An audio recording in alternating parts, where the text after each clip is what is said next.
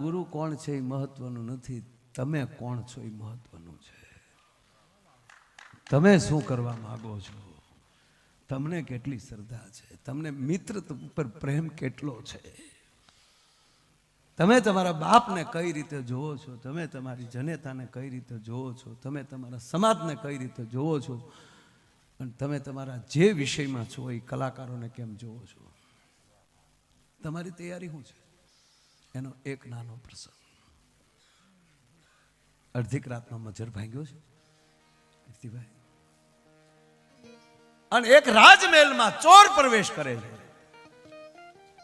ચોરની category હોય ને, ખિસ્સા કાપવા વાળો બસમાં હોય એની કેટેગરી જુદી હોય, પ્લેનમાં ખિસ્સા કાપતો હોય એ જુદો હોય,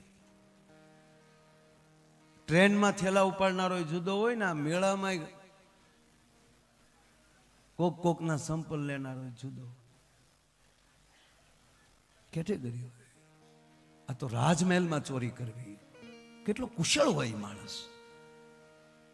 પણ ઘટના જુઓ તમે સાહેબ, છે તો 2 જ મિનિટનો પ્રસંગ, પણ આ પ્રસંગ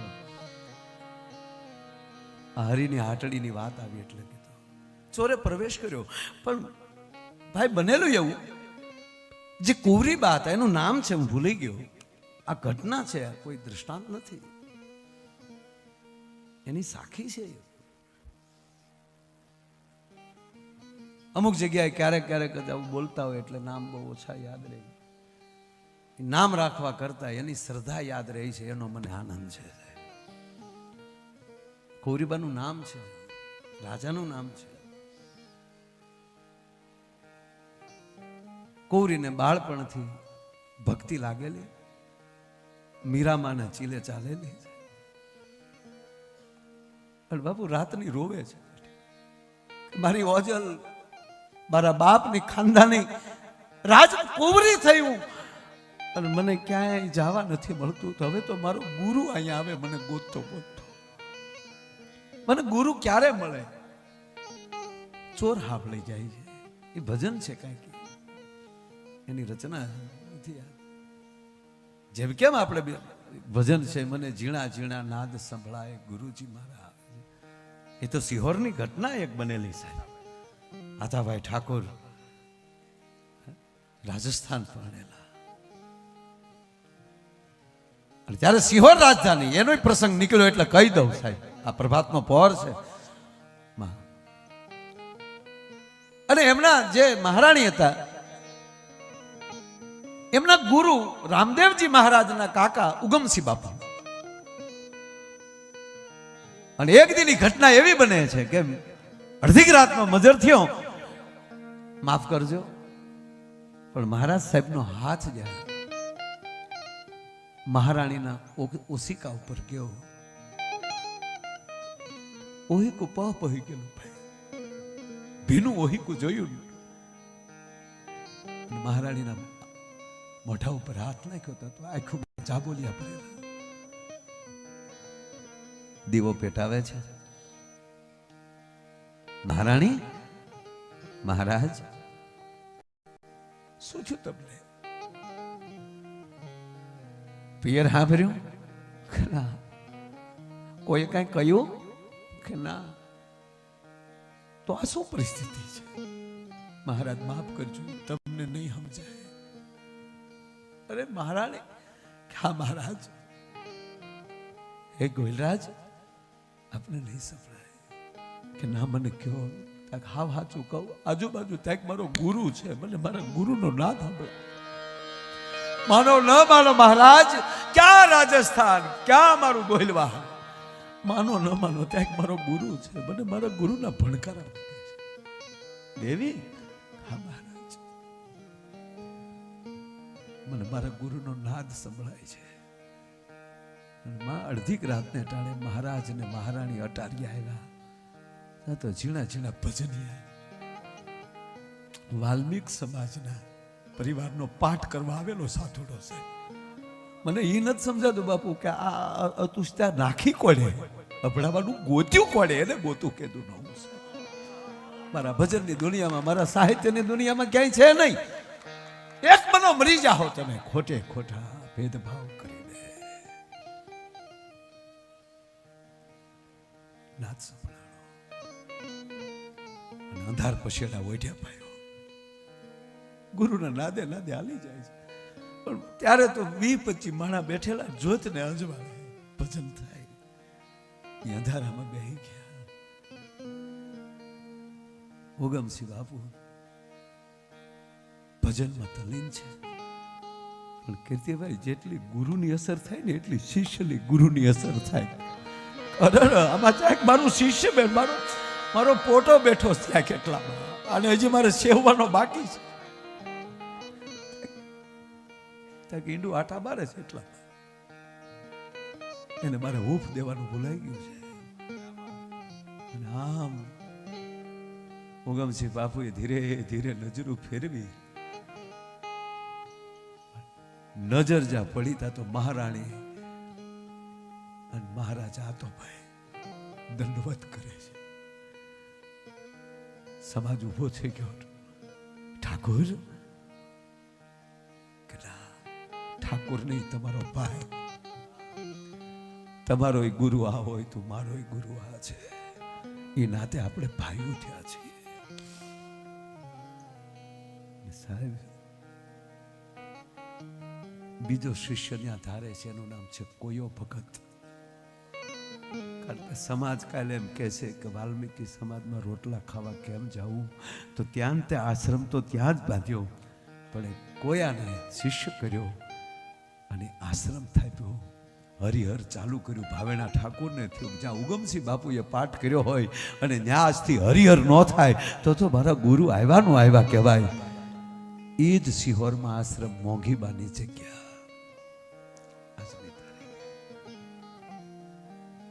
ઘટના છે. ગૌરીબાને ભજન કેવા હોય ગુરુ, મને ગુરુ ક્યાં લઈ જાય? ચોર સાંભળી ગયો કે આની ભોળેપનો લાભ લઈ લઉં, એને તો ચોરી જ કરવી છે. પલકવારમાં બહાર જાય છે. ભગવો ભેગ પહેર્યો ચોરે. થોડીક વાર પહેલા જે કુંવરી બોલતા હતા એ જ કુંવરીને સામે ઉભા રહ્યા. દીકરીને ઓથ એવું થયું કે ઓહો, મારા બાપનો રાજમહેલ અહીંયા ચકલું ન ફરકી શકે. આ ઓચિતા જોગીડો ક્યાંથી આવ્યો? રમતો જોગી ક્યાંથી આવ્યો? અલાખ નિરંજન બેટા, અલાખ નિરंजन गुरुजी, थोड़ी देर पहले तू जो बोल रही थी मैं मेरी कुटिया में सुन गया. हाउ खोटो, पर आया हाउ श्रद्धा गणी गई. को मारा बापना राजमहल में बोलूं અને એને જંગલમાં ખબર પડે આનાથી તો બીજો મારો સદગુરુ કોણ? ગુરુજી મને શરણે લ્યો, મને दीक्षा આપો, મને दीक्षित करो. यहाँ नहीं होगा, आपको मेरे साथ इस घड़ी अभी इसी वक्त जंगल में आना पड़ेगा और तुझे श्रृंगार सज के आना पड़ेगा. હવે રાજકુંવરી હણગાર હજે એ મોતી હોનાના ઘરેણા ઓલાની હાથ પેઢીની ભૂખ ભાંગી નાખે એટલા હોય. અને આજ ગુરુને વરવા કુંવરી બની બાપુ. સોળે શણગાર સજીને ગુરુને દીક્ષા એમ કહેવાય દક્ષિણા દેવા માટેના ભાવ સાથે અમુક મોટી રકમ લીધી હારે અને જંગલમાં જાય છે. દીકરીને બાંધીથી જાડા રહ્યા. बेटा तेरा श्रृंगार उतार दो और आज गुरु तुझे बंधन में डालता है. आज पे परीक्षा तेरी शुरू हो रही है. देखूंगा कितने दिन बंधन रहेगी. जब तक मैं ना आऊं तब तक मुक्त मत होना. ચોર તો લીન વયો ગયો બધું. દીકરીને જાળવે બાંધી. હવારમાં હોપો પડ્યો રાજમહેલમાં. ગૌરીબા ક્યાં ગયા?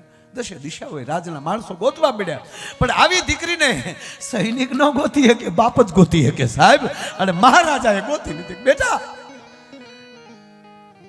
જાળવે બાંધેલી છે, આંખોમાં લે આહુડા છે. બાપુજી મને તમે કોઈ દી બહાર નથી નીકળવા દીધી. આજ મારો ગુરુ મને અહીંયા લઈને ભાઈ આવ્યો છે અને તમને પગે લાગીને કહું બાપુજી મને છોડતા નહીં, નહીતર મારા ગુરુનું વ્રત તૂટશે. મારું એ મને કહીને ગયા કે હું આવું ત્યાં સુધી આ મારી પરીક્ષા છે. એક બાપ તરીકે એટલું તમે દીકરીનું ન કરી શકો. બહુ લાંબી વાત છે, ટૂંકી લઉં. મહારાજ કહે છે સહીને કોને ચાલો ના, દીકરીને મારે નથી દુભાવવી. તારી શ્રદ્ધાને બેટા પ્રણામ. બાપુએ એક દી એક રાત, બે દી બે રાત કીડા મકોડા ચડે દીકરીને. એક જ વાત, હે ગુરુદેવ, હે સદગુરુ, હે સદગુરુ. બાપુ ઈશ્વર ગાંગો છો. બીજે દિવસે નારદ જાઓ, બોલો એને ઠગી ગયો છે, ઠગ માણસે એક આની ભોળપનો લાભ લીધો, જાવ એને મુક્ત કરો. નારદ નારાયણ નારાયણ. બેટા નારદજી, હા બેટા, મને નારાયણે મોકલ્યો છે.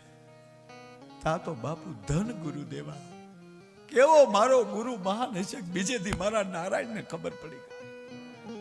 નારદ તમારો ગુરુ છે કા? પ્રભુને કહેજો દીકરીના પ્રણામ, પણ મારો ગુરુમાં છે કઈક તાકાત. મને બીજે દી મારો નારદ મળે. એટલી વાતમાં નારદ સમજી જાય કારણ સમર્પણ કરી દીધું સદગુરુને બધે. સાહેબ ગયા ભગવાન પાસે. નારદે કીધું કે ત્યાં હવે ઘટે એવું નથી કહે. ભગવાન આવે છે, શત્રુભુજે પ્રગટ ભગવાન. બેટા હું કહું, ઓહો પ્રભુ બીજે દિવસે તમારે આવવું પડે. તો મારો ગુરુ કેવડો હશે. હું રાજમહેલમાં આવડી થઈ અને અડધી રાતે મને મારો સદગુરુ મળ્યો. અને મારા ગુરુએ કીધું કે હવે પ્રભુ તમે મને એ કહો કે હવે મારા ગુરુ વગર મુક્ત થવાય? ધન છે બેટા. નારદને કીધું જાવ, બોલો ત્યાં ખાતર પાડતો હશે, ગોતો ને. નારદને ગોતતા શું વાર લાગે. અડધીક રાતને ટાણે સાહેબ નારદે ઓલા ચોરને મળે છે. પણ એ રાજના ઘરની ચોરી હતી. ચોરને અસર ન થાય તો પણ નારદને જોયા, ચોર રોઈ પડ્યો. નારદજી કે ગાંડા, ઓલી તને સંપૂર્ણ સદગુરુ સમજે છે. હું ને નારાયણ બે આવ્યા તો એ તારી વગર મુક્ત થવા નથી માંગતી. હવે હાલ છોડે ને. હવે તો બોલો ચોરે ગલોટિયા ખાય. ટૂંકી વાત એટલી સાહેબ, આવીને જ્યાં દીકરીને છોડે છે, ગુરુના પગ પકડ્યા. ગુરુ ગોવિંદ દોનું ખડે, मैं किसी को लागू पाए. गुरु गोविंद दोनों खड़े, मैं किसी को लागू पाए. अब कृपा है गुरुदेव की तो ये गोविंद दियो दिखाए. ते मने बांधी न होत तो भले मारो ईश्वर पर न मिलो होत. मारो कहेवानो अर्थ, एक व्यक्ति आवी रीते चोर जेवी व्यक्ति जो आ रीते बांधी दे અને એની ઉપર એક શિષ્ય આવી શ્રદ્ધા મૂકી દે તો ચોરને સદગુરુ થઈ જવું પડે. ને એના બંધનના ભરોસાની અંદર ઈશ્વરને જો ધોકો થઈ જતો હોય તો આપણા તો કેવા સદગુરુ મહાન છે. બધા એના બાપ કેવલ ઘટે છે તો આપણો ભરોસો ઘટે છે, આપણો વિશ્વાસ ઘટે છે. અને કાંઈક પ્રાપ્ત કરવા જાય ત્યાં અહમનો કોટો આવી જાય છે.